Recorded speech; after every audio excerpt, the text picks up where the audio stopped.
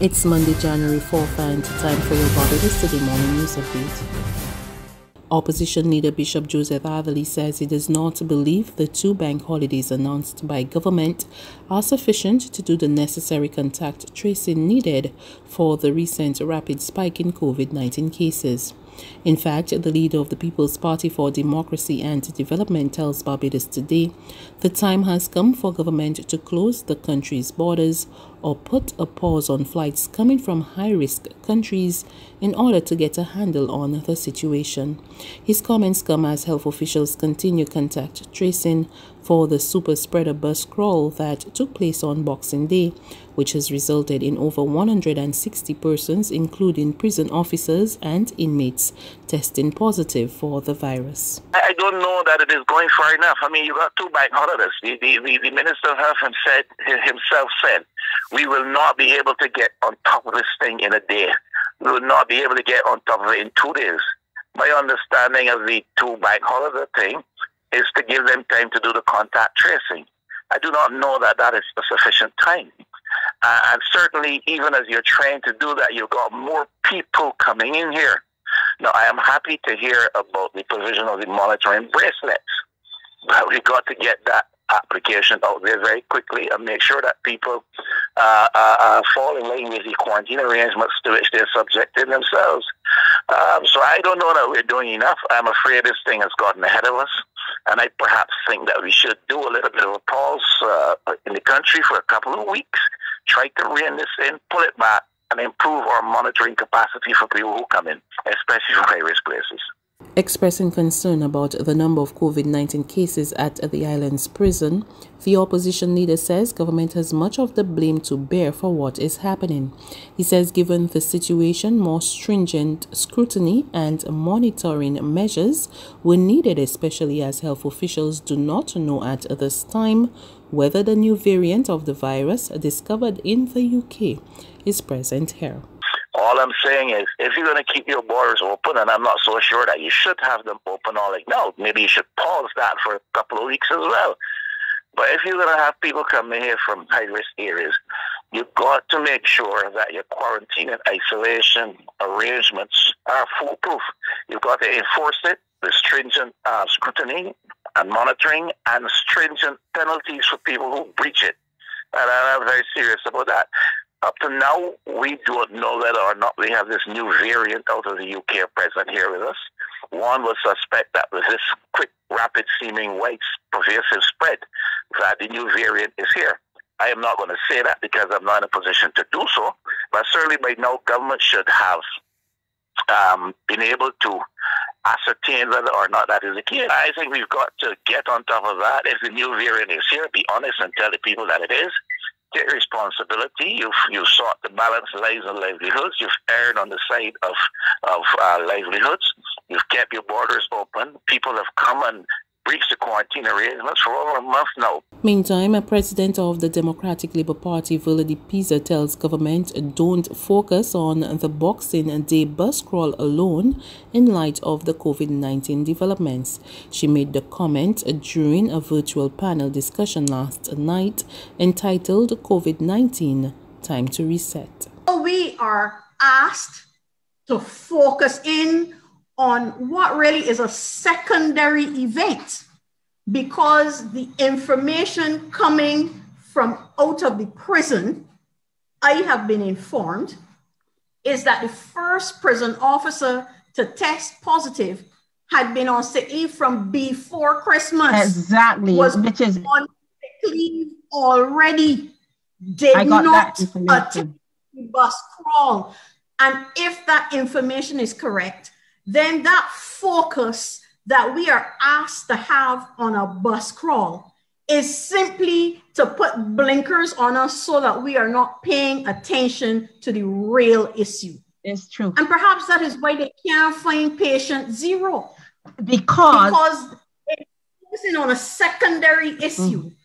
They are not opening themselves up to the possibility that something happened before that bus crawl. That is the critical event. Yes, the bus crawl spread it, but no prisoner went on the bus crawl. And 113 of them in the first batch. Being asked to focus in on one event. If we were to comply, which fortunately the Barbadian people have seen through it, if we were to comply, would be to take our eye off the ball.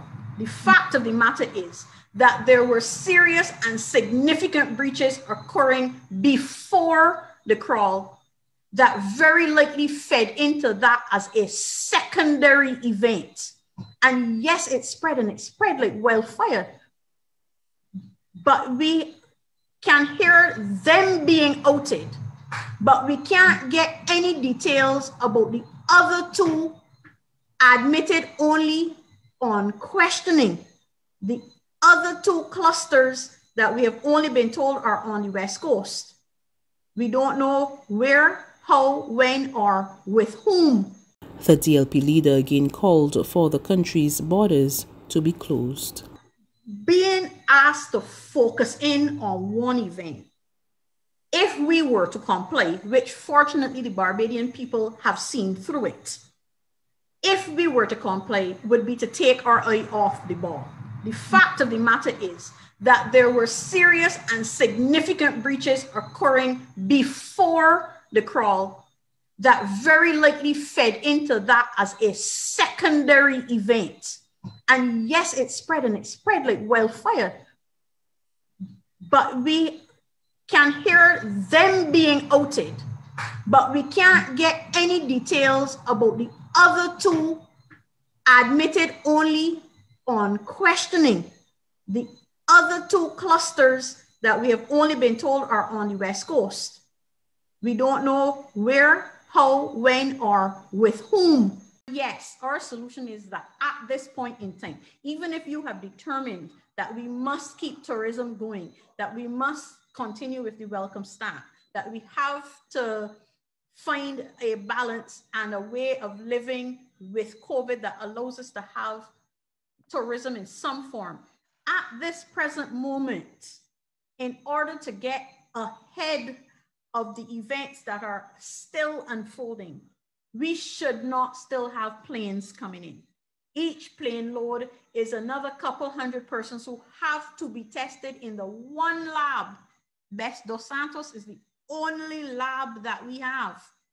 So even if they manage to test everybody in the contact tracing, they then have to add them to the number of persons who are coming in still. Come Wednesday, persons in quarantine will be required to wear tracking bracelets. Health and Wellness Minister Lieutenant Colonel Jeffrey Bostic said the new device would help authorities better monitor the activities of persons quarantined at various government-approved locations in a bid to prevent COVID-19 breaches.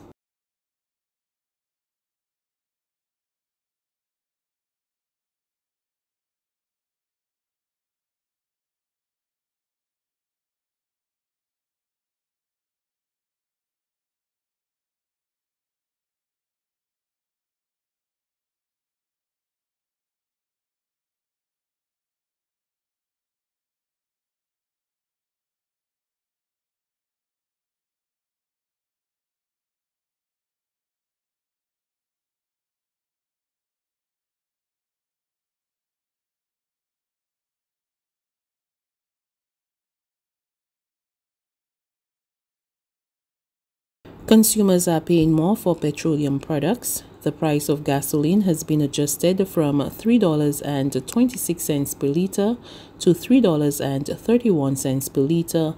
That's an increase of 5 cents, while diesel moved from $2.52 per liter to $2.66 per liter, an increase of 14 cents.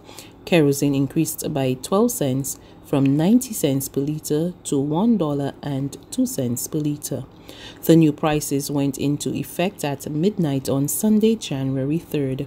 The price adjustment is in keeping with the landed price of petroleum products on the international market. There's regional and international news after this short break.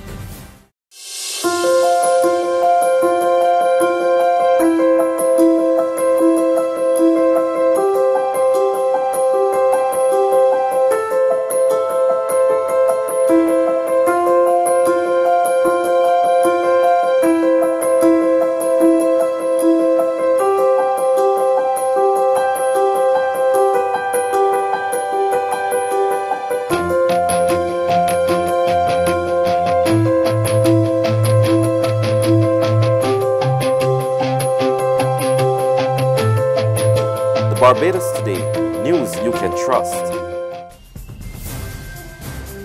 Over in Antigua, Prime Minister Gaston Brown says travel between his country and Barbados will not be prohibited despite a spike in COVID-19 cases in Bridgetown. He also pledged his government's support in a letter to Prime Minister Mia Mottley. More in this report from ABS News.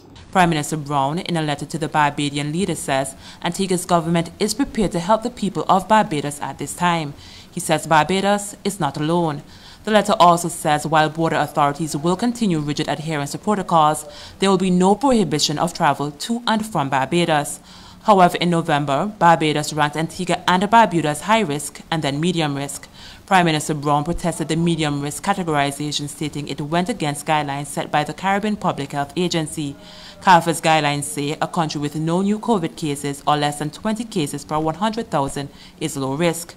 A December 28th bulletin on Visit Barbados still names Antigua and Barbuda as medium risk. On the international scene, Prime Minister Boris Johnson says tougher restrictions in England are likely to curb rising COVID-19 infections. He told the BBC stronger measures may be required in parts of the country in the coming weeks, including the possibility of keeping schools closed. What we're doing now is using the tiering system, which is a very tough system. And about to get tougher. And alas, probably about to get tougher, to keep things under control. But we'll review it. Okay. We'll review it. And we have the prospect of vaccines coming down the track in their tens of millions, offering people literally life and hope. I want to talk about is, two other big issues. I think, is something that should keep people going. That's news. But for the very latest, visit us at www.barbadostoday.bb. You can also subscribe to our e-paper, email updates, or like us on Facebook, and sign up for our breaking news alerts via WhatsApp. We're also on Izumi Media in bus terminals, as well as screenplay at supermarkets and gas stations near you. And you can also hear us on Mix 96.9 FM and Capital Media HD 99.3 FM.